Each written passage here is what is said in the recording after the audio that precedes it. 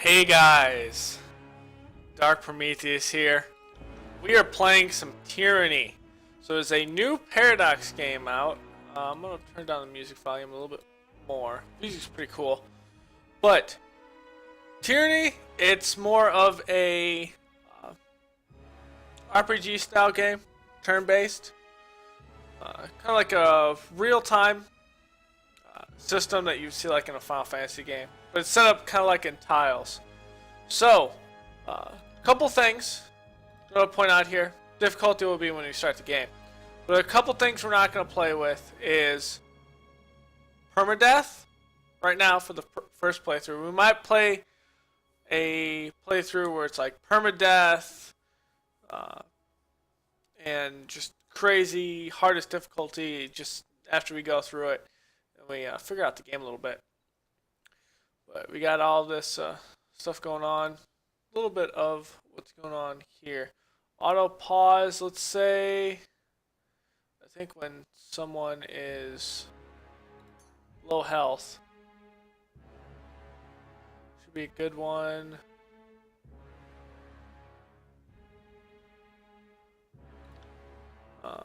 These controls. Again, it's a Paradox game, so there's a lot of hotkeys, things like that. And here we go. So let's do a new game. What's this?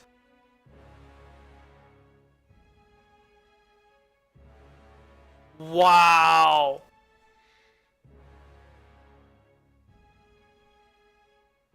Trial of Iron. If Trial of Iron is enabled, only one slave slot is permitted. If your party is defeated, the game ends, your save is lost. You must start again. Ooh. That would be good for a later, like, run.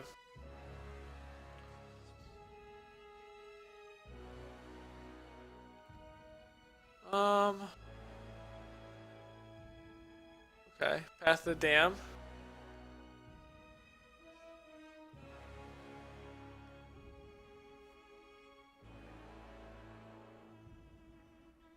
So you can change the difficulty in game, but you cannot change it to Path of the Damned.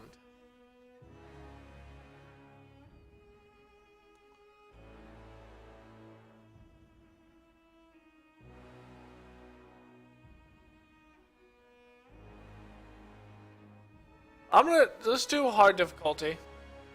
I've seen someone play on normal, and like the first couple areas, and he ended up moving it up to hard.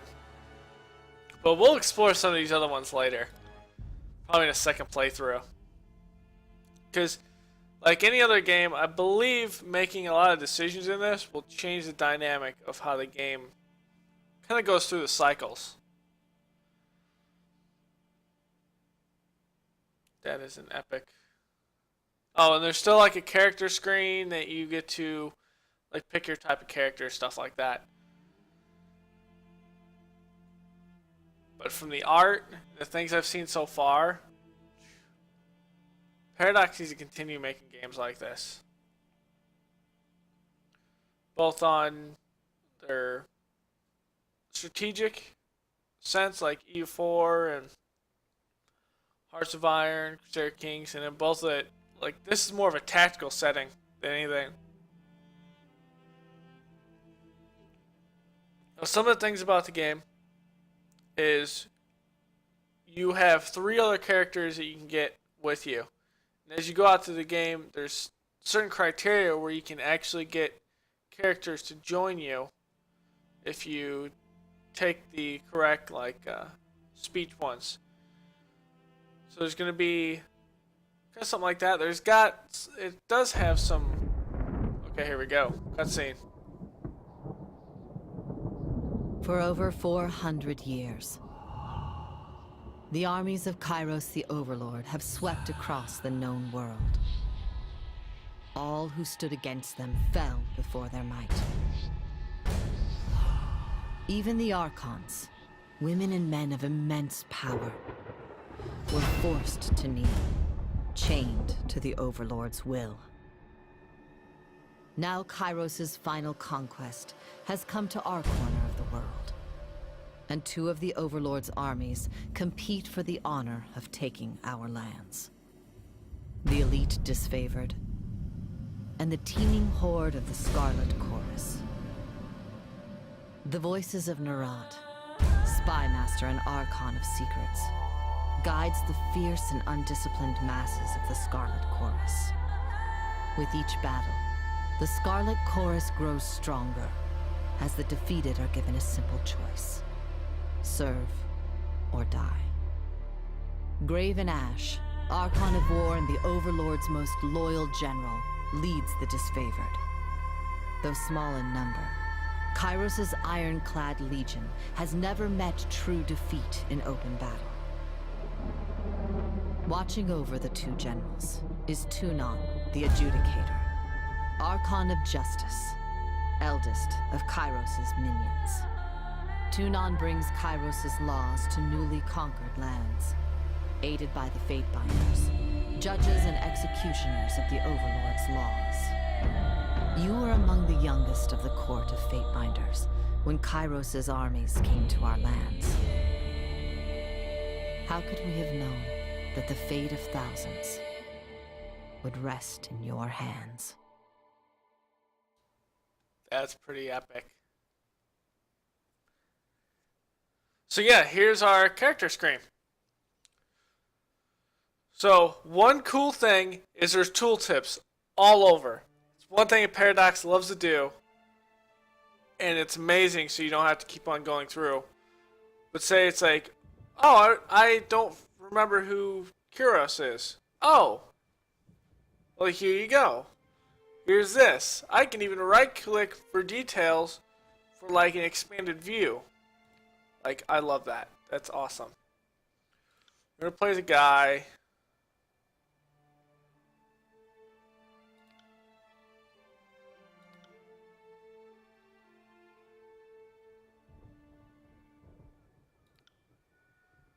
Okay. I like the skin tones.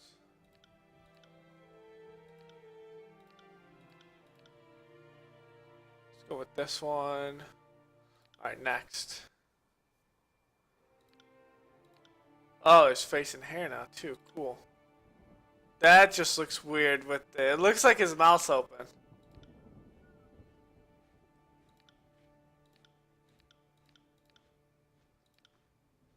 Oh, okay.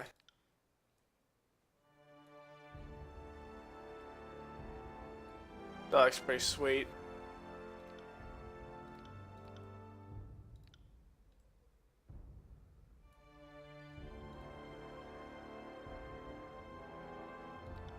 Got it. It's gonna be a male noble. Any tattoos?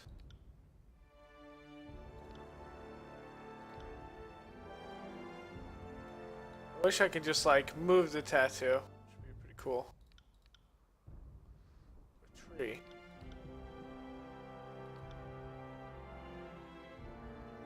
I'm gonna go with none.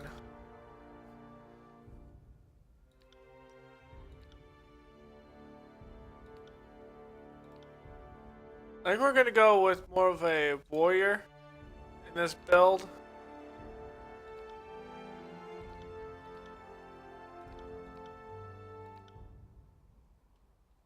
Yeah, that looks good. So that's like the character portrait when you're looking at it. That'll be the display to it.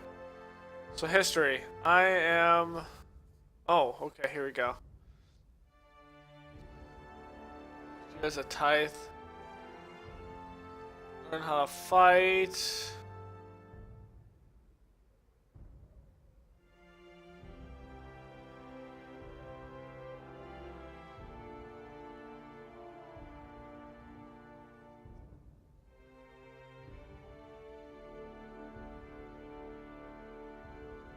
And these will actually impact things throughout the game as well. Like, there'll be something where it's like, hey, if you have the diplomat focus, or the history, you'll be able to pick this choice.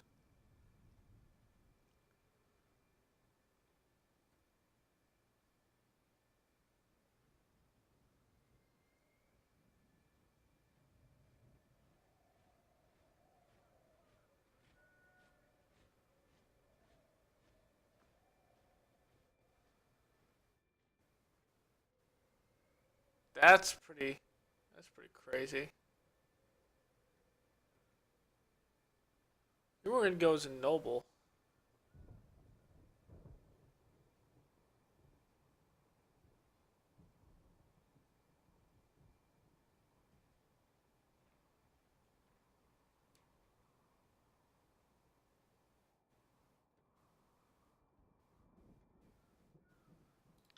What is it, the noble scion?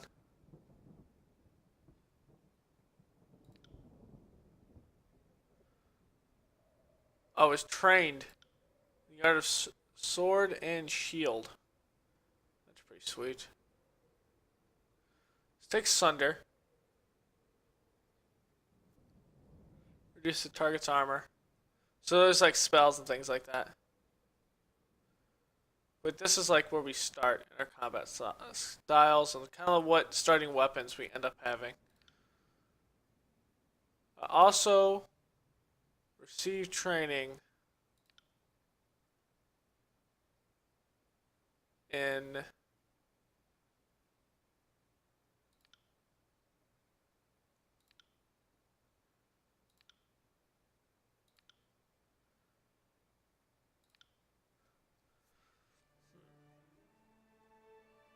I'm gonna say sword and spear probably.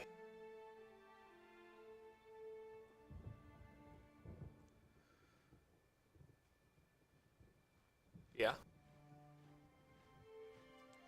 You might do a rogue that's like short bow and unarmed attacks. Actually, I'm gonna say dual wielding.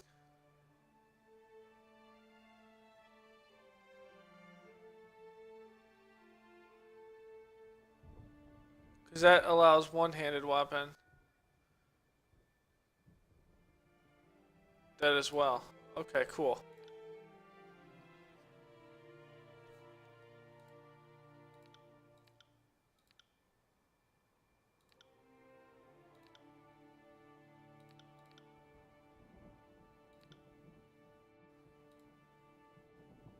Do like that? It looks more regal.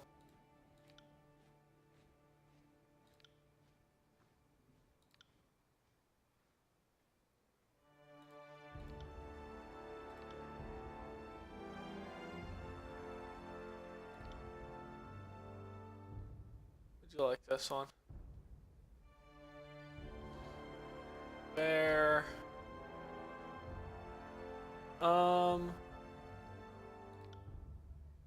Actually, this sigil.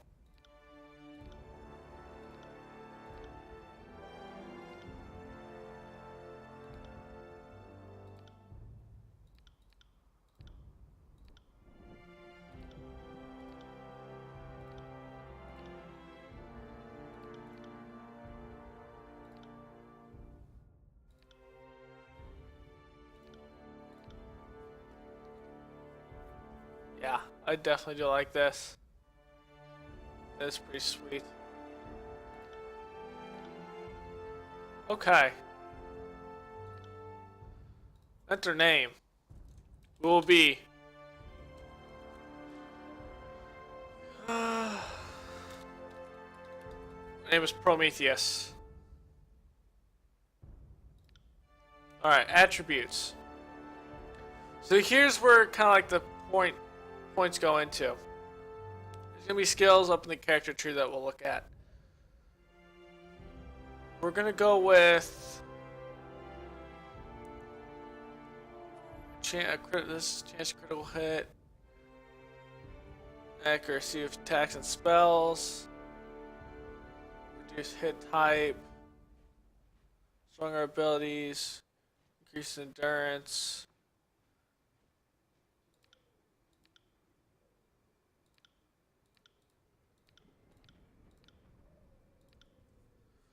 More finesse and endurance. Or finesse and might. So here's another thing. So these are all affected by the previous stats.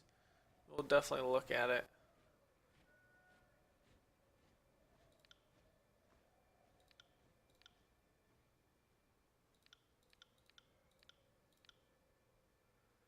Let's take that. Let's Let's also say I'm a lore master.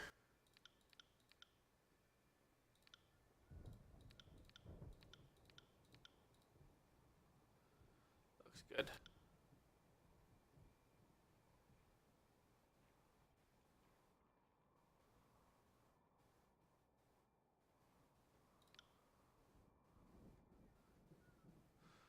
Awesome. I want to do the conquest phase. Okay, cool.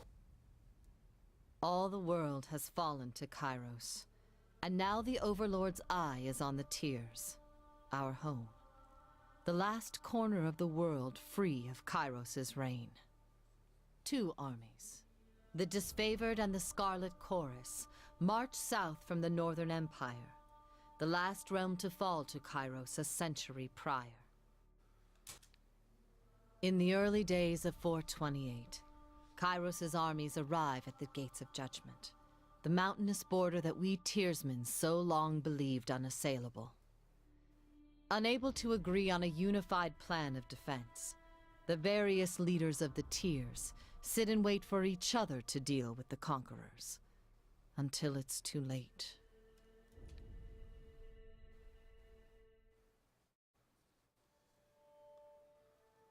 Okay, during the conquest, you will decide your character's action during Kyros' invasion of the Tears, shaping the world through which you will adventure over the course of the game. Okay, cool. Each choice will make affects your character and how major factions of the Tears respond to you. Okay, cool. So there's 4 things. This has... Okay, this is cool. Okay, the Bastard City. Named for its position between the two realms, Northern Empire and the Southern Tiers, Bastard City and its surrounding lands, known as the Bastard Tier, is a melting pot of cultures and a place of commerce, intrigue, wealth and excess, sprawling slum to the north. So his court is here for the Faithbinders. Okay. Built upon the natural harbor at the crosses between the realms, the city was a nexus of commerce.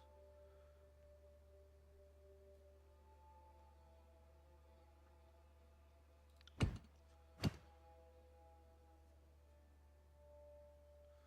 first major engagement of the war, Kyros' armies crossed the mountains to establish a foothold.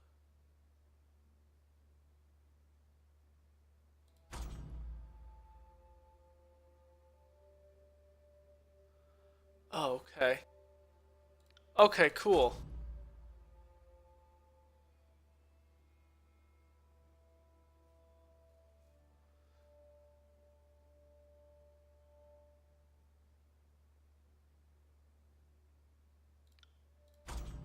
I was at the Gates of Judgment.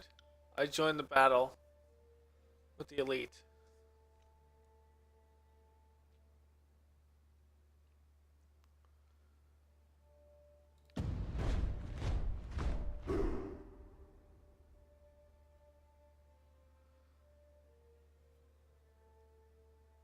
Battle hardened. Been fighting for centuries.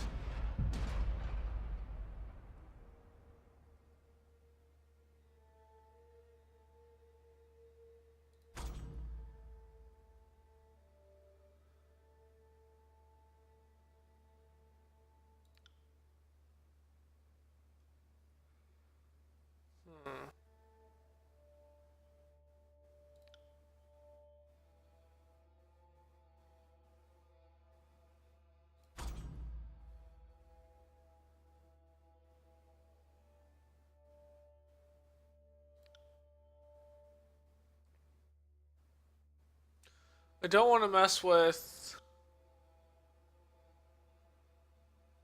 this. So I'm going to say, hey, they need slaves to dig. And they are... This is the Graven Ash. We'll read about him later. Wooden, demoralized by the prior defeat, the soldiers of the Tears put up minimal resistance. Allow the souls to grow off. Gave him medial duties, essentially.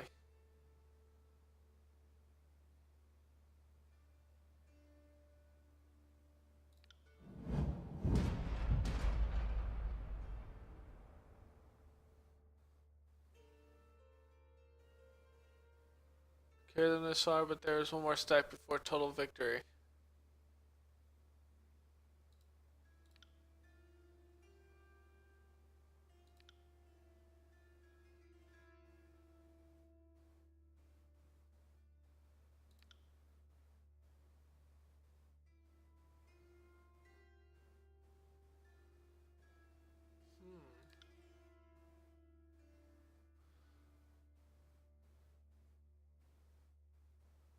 Warrior's Respite might be a nice one. Although this gives me a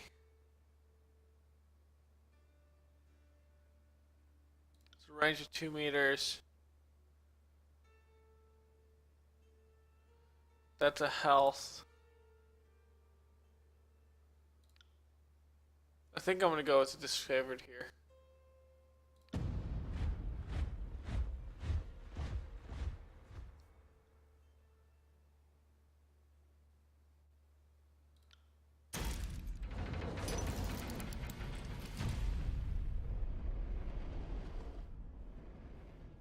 Okay.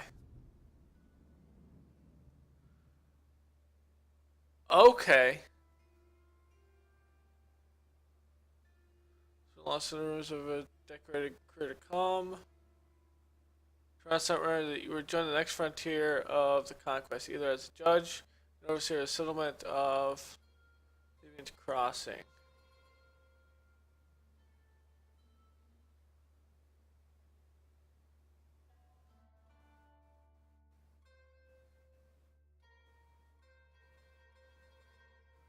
To your Central Valley.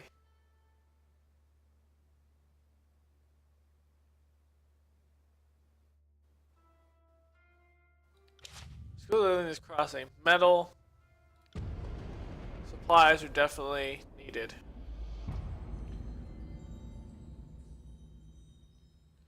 This is actually pretty cool that they've added this. And the cool parts that the symbols come out.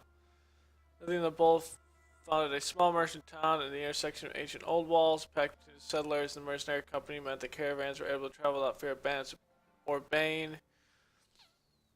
Due to attention for the iron deposits in the surrounding hills, the region under control of the northern smith mages could set up workshops to refine ore and arm the disfavored. Smell the mercenary support with a generous bribe, taking the crossing in a bloodless victory. Tunon, the adjudicator, dispatched you to travel alongside of Kyros' forces, bringing order to the region. Okay. Siren's Archon of Song used her arcane charm to lure locals into joining Kyros' army. As a patron of the Scarlet Chorus, her efforts were critical to the conscription of new recruits. When an enthralled, disfavored soldier joined her cult, his company feared that the Archon was growing out of control and needed to be stopped.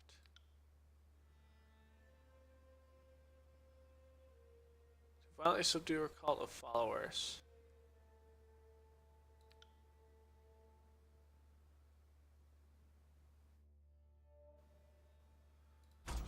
Okay.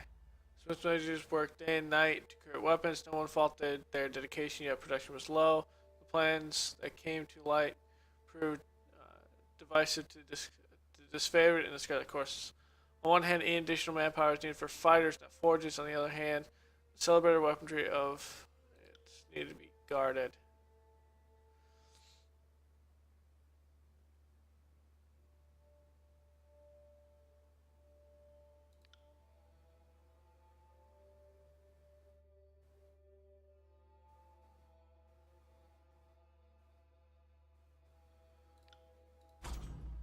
I'm gonna go over here.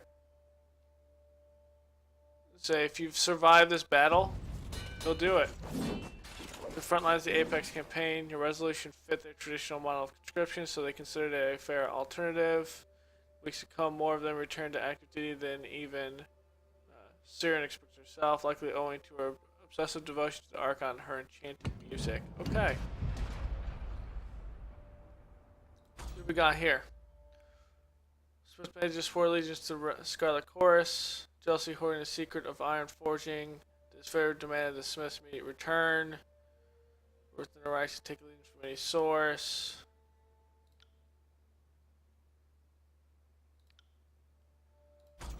Okay. Joining the Archon injury around the forges, mystical predators from the nearby old walls began to raid. Both the Kyros army reserved their strength for frontline war.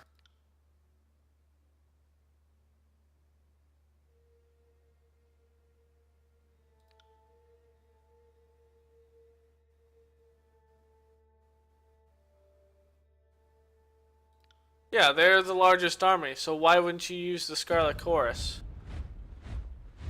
Fighting competition among the rolling games made for disorganized patrols and distracted lookouts.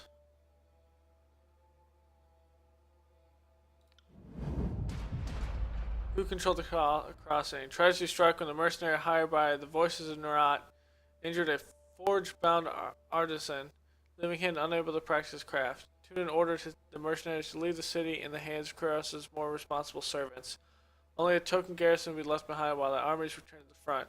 As disfavored and Scarlet Chorus showed increasing tension and hostility towards each other, Tyranny decreed it was best that only one force control. Well, since you screwed it up, Lathian's Crossing goes to the disfavored. Since you're out there killing people. Large and the mighty needed to police a small settlement, protecting the forge-bound ironsmiths became the true agenda of the defense force.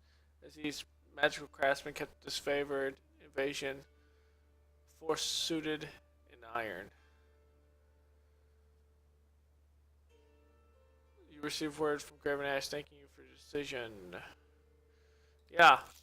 This weaponry cannot be trusted to those of the other ones. Okay. Congratulate themselves on bringing order to the settlement and guaranteeing production flow. Okay. What is Stalwart? This easily defended position in a rich military tradition, the realm of Stalwart was the most formidable realm in the tiers. Citadel. Treasures, knowledge, secrets.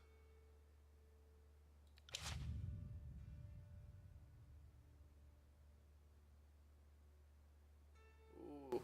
Nation of Azure. Food. Need food. So near 3.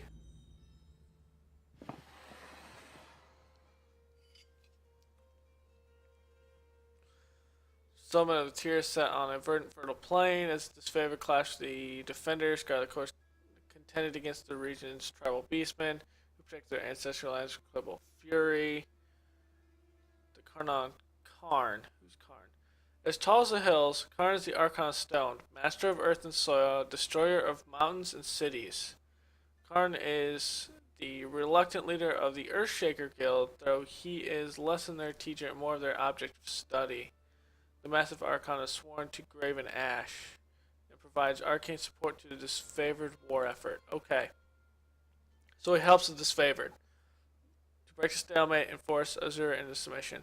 The colossal man of stone and flesh arrived and instructed, but earning his cooperation was a tall order, even for you. Okay.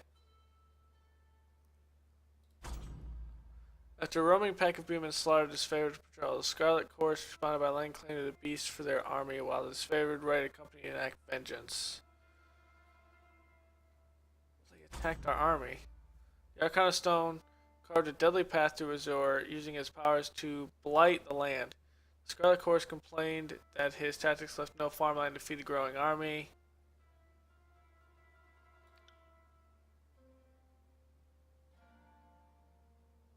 Yeah. I will order your disciples and the disfavored to repair the land destroyed.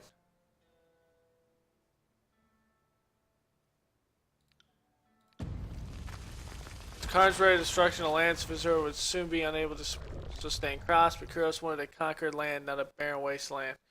The Scarlet Chorus voiced their concerns, and you back them. Okay. The Archon Stone refused to rejoin the war camp, loudly denying Kyros' claim over Azure. Nothing less than a full unit of soldiers could subdue the treasonous Archon, yet neither army was willing to risk life tracking them down. The Archon Stone went missing during the campaign, as disfavored mages busied themselves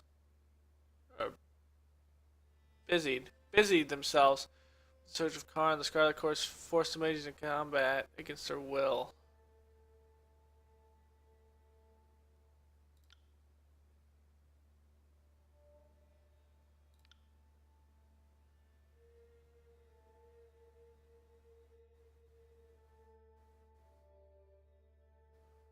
Yeah. You will not sit there and fight amongst each other.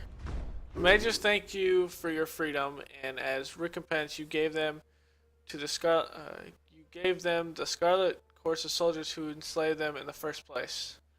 New Hall's research assistants were appreciated among the ranks, and the boost in productivity really more than compensate for the loss suffered in battle. Okay. Edict of Stone. The Archon of Stone made brazen declarations that Kyros had no claim to rule the tiers. Soon after, word arrived that Kyros would dispatch his rebellious minion with an edict.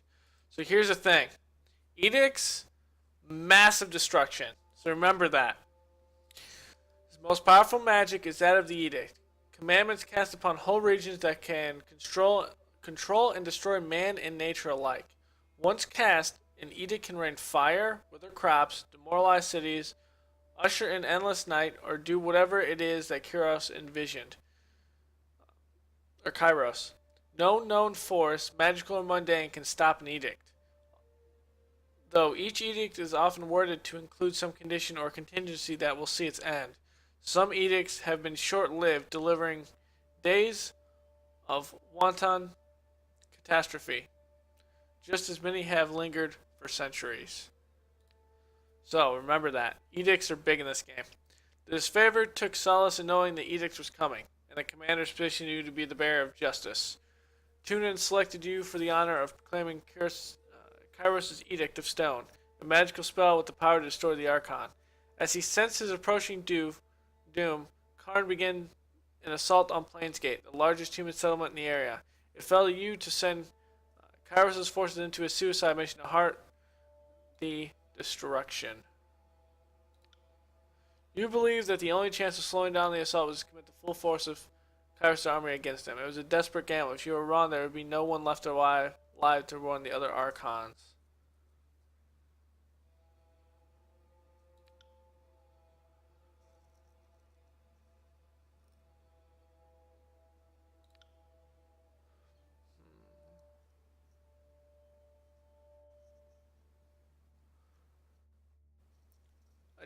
I will say that the discipline of the disfavored should be able to hold them.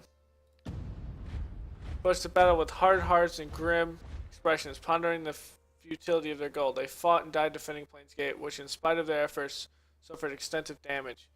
Karn dismantled their phalanx line like a row of toy soldiers as you read the final line of Kyros' destructive spell.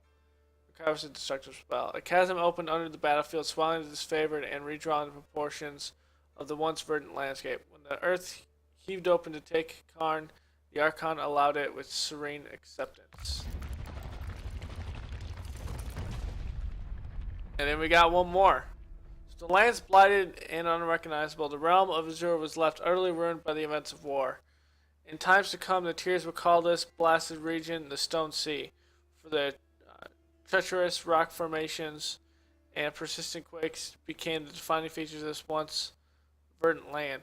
The Scarlet Corps established a sprawling camp in the shattered rocky terrain and quickly absorbed those displaced by the upheaval of the land. These hapless refugees were put to work as slaves and soldiers, and they built themselves a makeshift fortress. Okay. Your tour duty in the Broken Lands of Azure was complete. You didn't have long to rest before Tureon called you into service once more. Okay, we're going somewhere else. You've reached the end of Kyros' conquest. Do you want to continue or erase your progress and start over? I want to continue. Looks good. Looks like we will have a campaign where neither army is really gonna be like, oh, I like you, or no, I don't like you. That's kind of creepy. I guess that's supposed to be like the statue of Kyros. The year is 431. and Kyros' invasion has shattered all major opposition in the tiers. The Younger Realms, the Bastard Tier, the Free Cities. All who defied Kyros lay broken by battle, or bowed in surrender. The two armies of the Overlord, the Disfavored and the Scarlet Chorus, now control our lands. But our will is not yet extinguished. Not entirely. In the Valley of Vendrian's Well, those of us unwilling to bow to Kyros have banded together in defiance. Violating an oath of surrender from 2 years prior, we have staged a bloody uprising, murdering the Disfavored and Scarlet Chorus garrison in a midnight assault. With their main forces spread across the tiers, the Disfavored and Scarlet Chorus redeploy to Vendrian's Well to crush the resistance. But months pass with no definitive battle. As disagreement and discord paralyze the Archons, we bide our time and wait for our message of insurrection to spread across the tiers.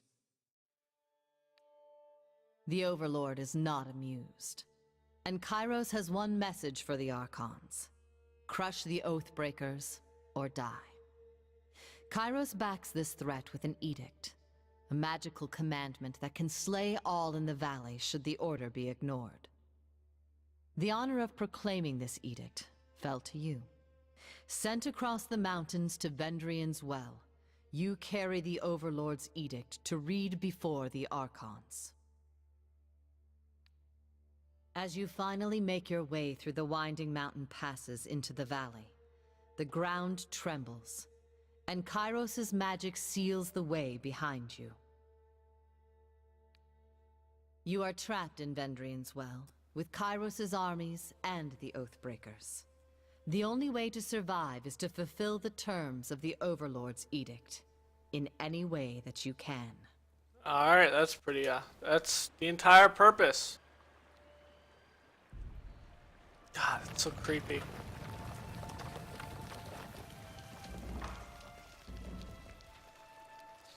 Alright guys, and that will end the character creation here. And we will go through in the next episode. I'll put these out together and we'll start our journey through Tyranny here. Later guys.